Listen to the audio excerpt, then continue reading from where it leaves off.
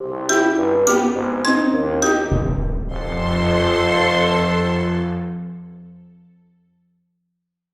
here today with Michelle Rockwell from Fralin Life Sciences and also with Taylor Langdon from Athletics. Their topic today is athletes' brains. Something fishy is going on. So today we're going to talk to you about science, but the type of science that Taylor and I work on involves Virginia Tech football players.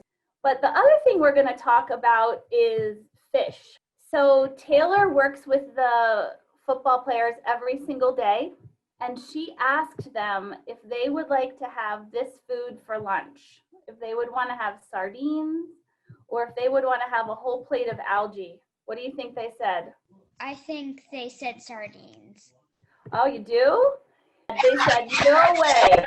That is not what we want to have for lunch at all. And the reason why we were thinking it's such a great idea for them to eat fish or algae is because it has a very special ingredient in it, a very special chemical that's especially good for athletes' brains. Yeah, so you guys have maybe had a concussion yourself or know someone who does, or maybe one of your favorite athletes got one and couldn't play sports anymore. So basically, it's kind of like when you bump your elbow on your desk or on your chair and you get a bruise on your arm. It's kind of similar to that. So when you hit your head on something or your head moves really quick, your brain will move around and might get a bruise on it. So when that happens, we can't treat it like a regular bruise. We can't just put ice on it or rub it and make it feel better, because you might have a headache for a couple days, or you might be really tired and confused, and it's not a very good situation to be in. So what we want to do is we want to try and help these athletes when they do get a concussion and try and help their symptoms to make them feel better, since we can't just throw a bag of ice on it.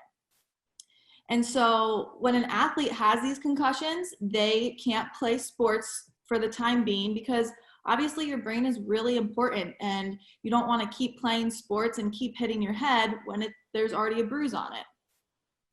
So your brain is kind of like a big jelly ball that's in your skull, and it's not attached to anything. So it's just like floating around in there. And if you were to hit your head on something, it's going to move back and forth really quick. So that's kind of how you can get a concussion and how it can get a bruise on it.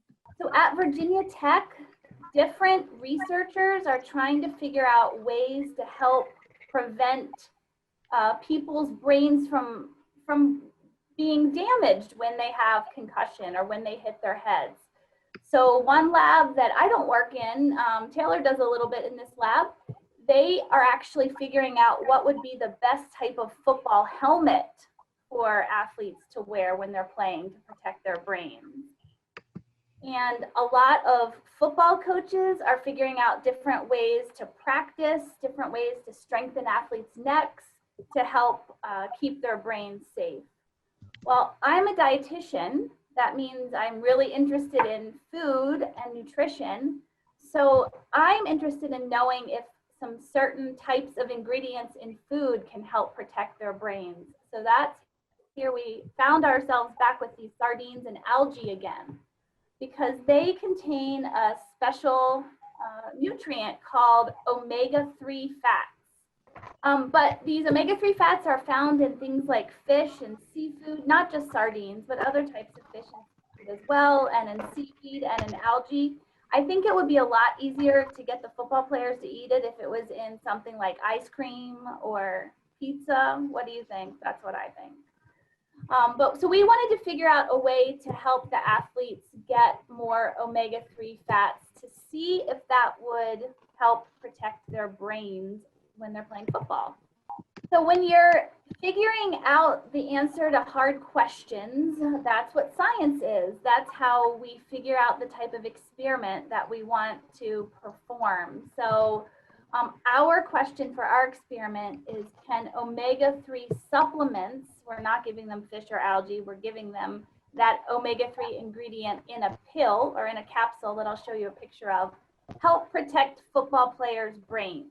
we asked 20 athletes, 20 players from the Virginia Tech football team to volunteer for our experiment. So then what we're doing is half of the football players are getting a supplement each day that looks like the one in the top. And then the other half are getting one every day that looks like the one in the bottom.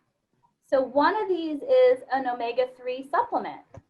The other one is something called a placebo. So that just has regular vegetable oil in it, so that we're going to be able to see the difference in athletes who take the omega-3 and the athletes who don't.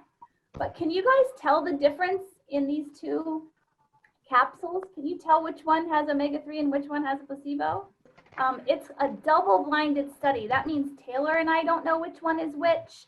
The athletes don't know which one is which. We won't find out till the very end.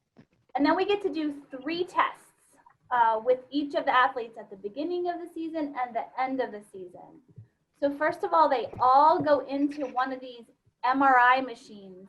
MRI is a special type of scanner that uses magnets, and we can actually look at changes in the athlete's brains. And then another thing we do is we actually get a sample of the football player's blood from their arm, from a needle in their arm, and it hurts a tiny bit, but they get over it.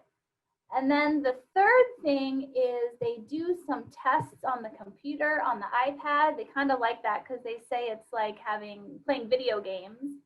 And then we also have them do some tests to see how well they can balance, see how well they can see things. So like I said before, how your brain is like jelly inside of your skull and it moves around a lot. It's kind of like we can measure how fast or how slow your brain is moving when you're doing a certain activity. And so specifically with the football players, the way that we do this is we have little sensors that go in their helmets, and we measure something that's called G-force. So you can compare it to kind of like how a car drives a certain miles per hour. Well, your brain is creating a G-force that describes the speed of how fast it's moving around. And so whenever you're doing anything, whether you're going for a run outside with your friends, or you're playing kickball or anything like that, your brain is producing a G-force. And so something like 5 to 10 would be like when you're running around with your friends.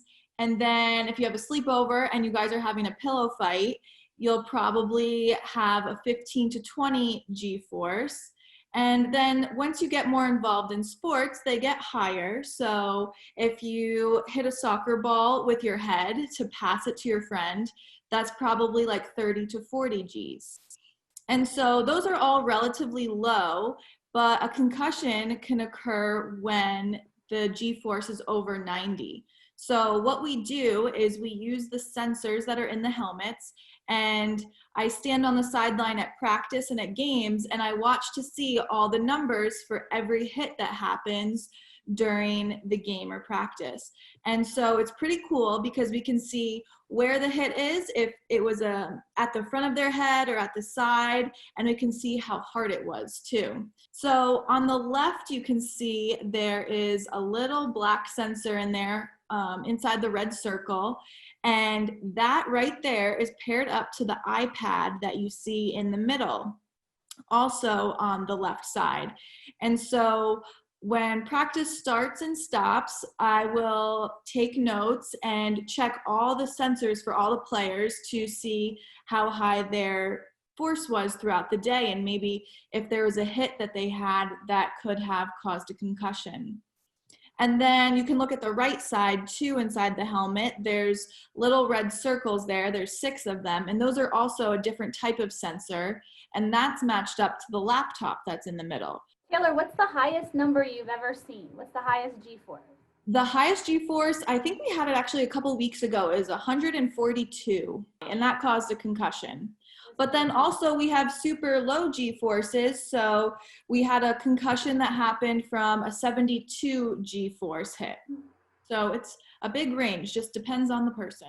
So we won't know until January, but by then we're going to be able to tell you if the omega-3 athletes, if their brain did better or felt better, worked better than the athletes who were just taking the placebo capsule.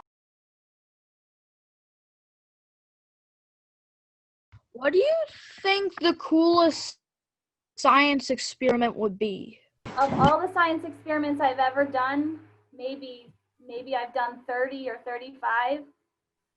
My favorite ones are involving sports and nutrition. So this experiment is probably my favorite one.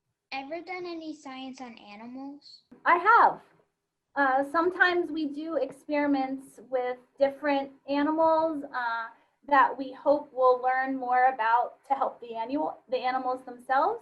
Sometimes we do experiments with animals that then we hope to build on that research to help people.